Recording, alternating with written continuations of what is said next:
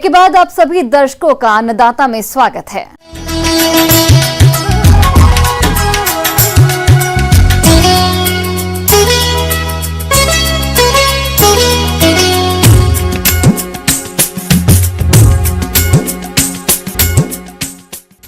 गन्ना की फसल में इस समय कई प्रकार के हानिकारक कीटों का प्रकोप देखा जा रहा है, जो कि फसल की बढ़वार को बाधित करते हैं, जिसकी वजह से गन्ना के उत्पादन में कमी आ जाती है। इसलिए समय रहते इनकी रोकथाम करना बेहद जरूरी है, जिसके बारे में देखिए हमारी एक खास रिपोर्ट।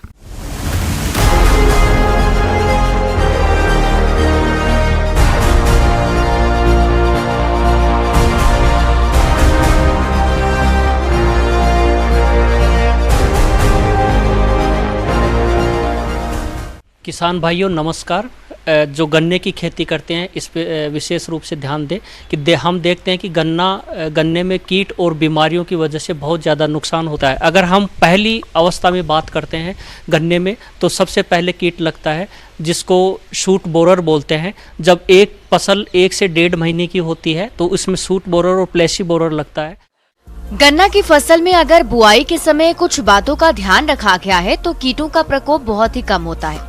गन्ने में वैसे तो कई सारे कीट लगते हैं, लेकिन इस समय बेधक कीटों का प्रकोप अधिक होता है, जिन पर कंट्रोल पाना बहुत जरूरी होता है। अंकुर और जड़ भेदक कीट का प्रकोप मार्च से जून माह तक रहता है। इसका प्रकोप होने पर पौधों के बीच की गोव सूख जाती है और इसे खींचने पर आसानी से खींच जाता है और इस गोब को सूंघने पर सिरके या शराब जैसी गंध आती है।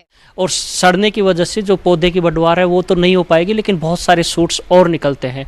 तो इसी पे किसान भाई अगर बुआई के समय में ध्यान देते हैं इस कीट के नियंत्रण के लिए, शूट बोरर के लिए, तो बुआई के समय में कार्टाप हाइड्रोक्लोराइड या इमिडाक्लोप्रिड ग्रेन्यूल्स मिलते हैं। बुआई के समय में उसको जो जहाँ पे शूट्स लगा रहे हैं उसमें डालें, तो इससे क्या है कि कीट का अर्ली अवस्था में आपका नियंत्रण हो पाएगा।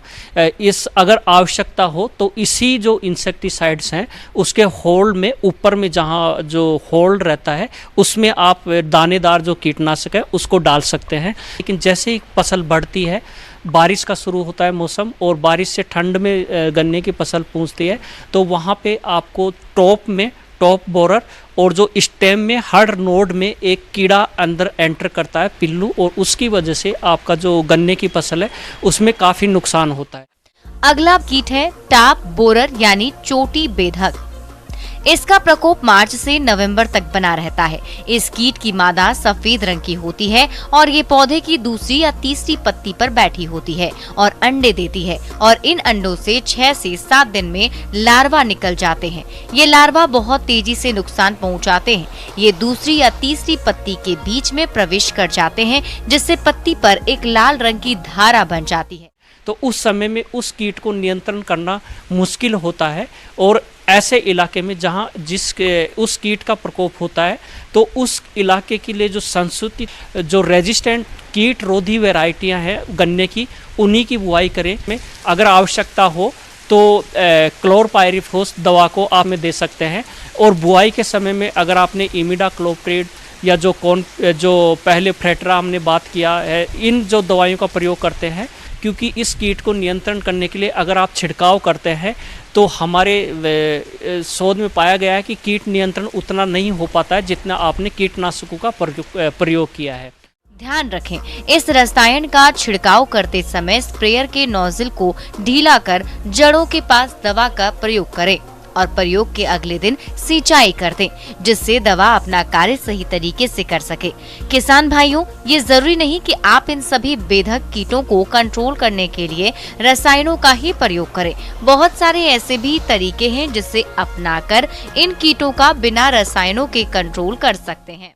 हम बात कर रहे थे जो लाइट ट्रैप्स है उसका प्रयोग करें, पहली बारिश के समय में ज़रूर करें। इसके भ्रंग इसके तरफ में आकर्षित होंगे, और नीचे पानी में आप कैरोसिनाइज्ड वाटर रखिए, थोड़ा कैरोसिन डाल दीजिए, तो उसके जो एडल्ट है वो कंट्रोल होंगे। दीमक का प्रकोप बहुत ज़्यादा देखा गया है गन्ने में। इसमें देखते हैं कि इसकी पहचान ये है कि जो गन्ना के जो शूट्स हैं उसके अंदर खा करके पूरा मिट्टी भर देती है और पूरा बहुत ज़्यादा गन्ने को नुकसान करती हैं। तो दीमक के कंट्रोल के लिए आसपास का जो बंड्स हैं उसको साफ रखें और सिंचाई के जल के साथ में अगर आवश्यकता हो तो क्लोरपायरिफॉस दवा को आप सिंचाई के साथ में दे सकते हैं। और बुआई के समय में अगर आपने इमिडाक्लोप्रिड या जो पहले फ्रेटरा हमने बात किया है, इन जो दवाइयों का प्रयोग करते हैं तो कीटनाशकों का प्रयोग करते हैं तो दीमक का प्रकोप कम होता है। जिन इलाकों में दीमक का प्रकोप ज़्यादा हो, किसान पहले से ध्यान दें और समय समय पे जो सिंचाई जल है उसके साथ में क्लोरपायरिफॉस या अन्य जो कीटनाशक है उनका प्रयोग करते रहें। और ज़रूरत हो तो जो कीट ग्रसित जो भी जितना भी गन्ना हो उसको समय समय पर